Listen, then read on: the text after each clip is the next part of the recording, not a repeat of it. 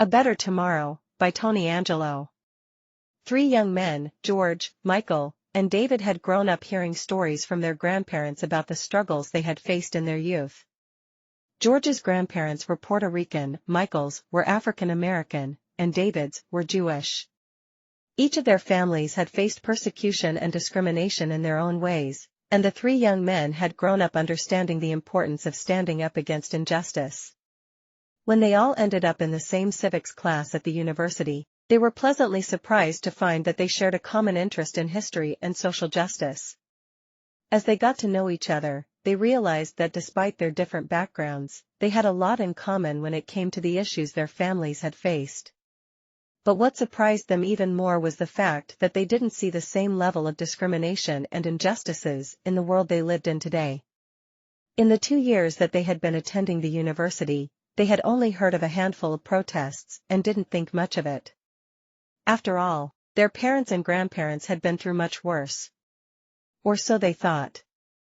During their 3rd year at the university, they were shocked to see the number of protests that were held on campus. The first year had been an introduction to college life, but the 2nd year had been marked by issues surrounding the acceptance of Spanish students. The three young men were surprised to learn that there were still systemic barriers in place, preventing certain groups of people from attending the university. But it was during the 3rd year that things really changed. With the rise of the Black Lives Matter movement, the three friends saw protests on campus almost every week. They were outraged by the injustices inflicted upon their African American peers and joined in the protests, standing in solidarity with them. However, what shocked them the most was when they heard about an incident of anti-Semitism on campus.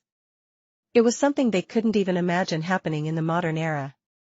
Their grandparents had faced similar acts of discrimination, but they had thought that society had progressed since then. They were saddened and appalled to see that prejudice still existed in their own university.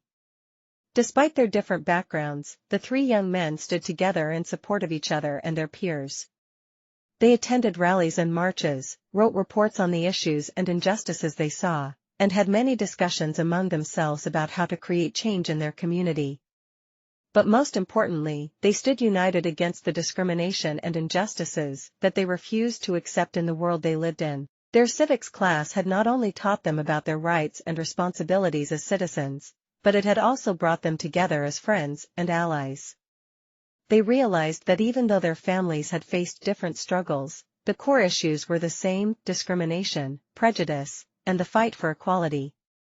As they graduated from university and went their separate ways, they promised to continue standing up for what they believed in and to use their voices to fight against injustice. They knew that their grandparents would be proud of them for carrying on their legacy and fighting for a better tomorrow.